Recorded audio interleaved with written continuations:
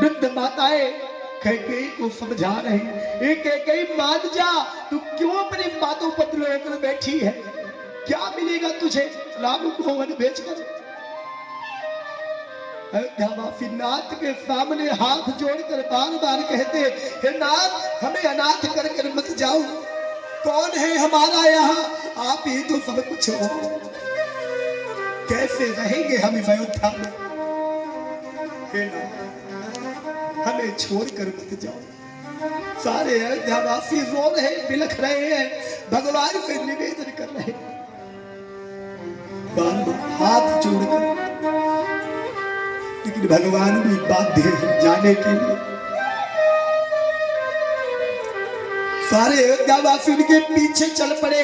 भगवान भी रथ पर सवार होकर के मां सीता के साथ, भाई लक्ष्मण के साथ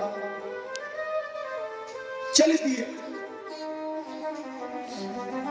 अब भगवान का रथ बढ़ा, अयोध्यावासी पीछे से नाथ नाथ कहकर पुकार रहे हैं, रो रो कर बुरा हाल है अयोध्यावासियों को। सब बिलख रहे, हाथ पीट रहे, सर पीट रहे, रुक जाओ मेरे नाथ, रुक जाओ। कहां जा रहे हो हमें छोड़कर? क्यों पूरी अयोध्या को तुम अनाथ करके जा रहे हो? हम मर जाएंगे। हे मेरे नाथ, रुक जाओ। लेकिन भगवान सबकी पीड़ा को समझ रहे हैं, भगवान सबकी पीड़ा को समझ रहे हैं और जा रहे हैं। तो देखो भगवान चलते चलते जब पहुंचे तट पर, तो सब विश्राम कर भगवान ने सुमंत को उठाया, कहा सुमंत शीघ्र शीघ्र निकल चलो, अन्यथा कहीं फिर से प्रवासी जग गए तो फिर जाना भी कठिन हो जाएगा। सुमंत जी ने तेजी से रथ लेकर निकले। जब अयोध्यावासी फिर देखे चकित होकर जब उठे तो फिर से रोने लगे, बार बार निवेदन करने लगे कि रात तुम कहां चले गए हमें छोड़कर? कहां चले गए तुम हमें छोड़कर? पूरे अयोध्यावासी रोते रोते पूरा अयोध्या को। इधर भगवान चलते चलते सिंगवेरपुर पहुंचे। अब भगवान सिंगवेरपुर पहुंचे। अब सिंगवेरपुर के राजा निषाद राजगुरु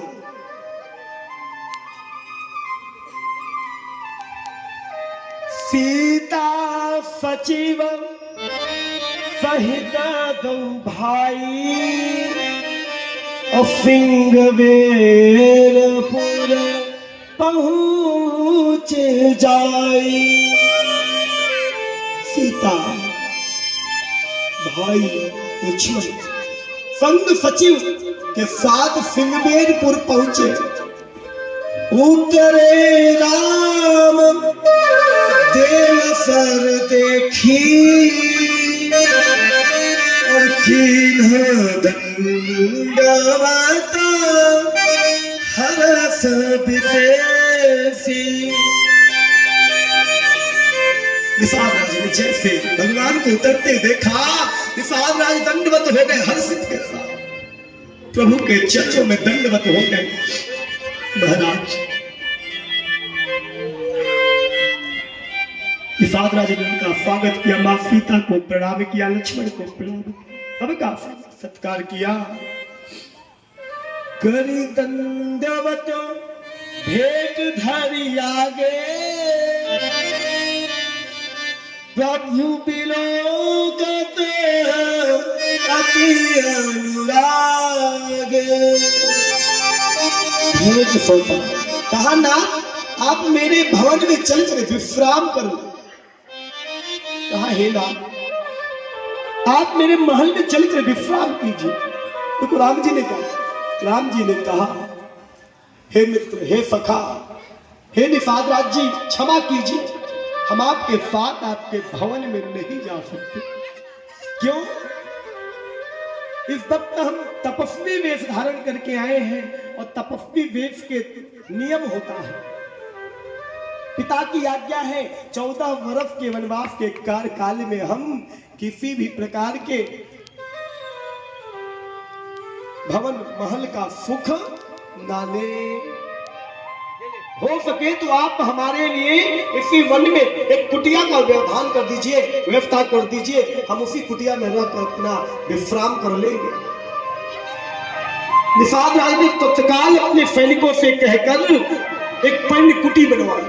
पर्ण कुटी पत्तियों से, घास फूस से सुंदर सी कुटिया बनवाई, पत्तियों से, सुकोमल चारों से साथरी बनवाई। साथरी जानते हो, दरी बिछौना वो पत्तों की बनी, बनवाकर कुटिया के अंदर बिछवा दिया। भगवान मेरे मां सीता के साथ उस कुटिया में विश्राम कर रहे हैं। देखना, अब लक्ष्मण जी अपने धनुष बाण को निकाल कर खड़े हो गए तो निषाद राज ने देखा, कहा ये कैसी माया है। लक्ष्मण के पास कहने लगे, लक्ष्मण भैया आप भी बहुत थक गए होंगे यात्रा करके, कृपा करके आप भी विश्राम कर लीजिए। लक्ष्मण ने कहा नहीं, यहां मैं विश्राम करने नहीं आया, मैं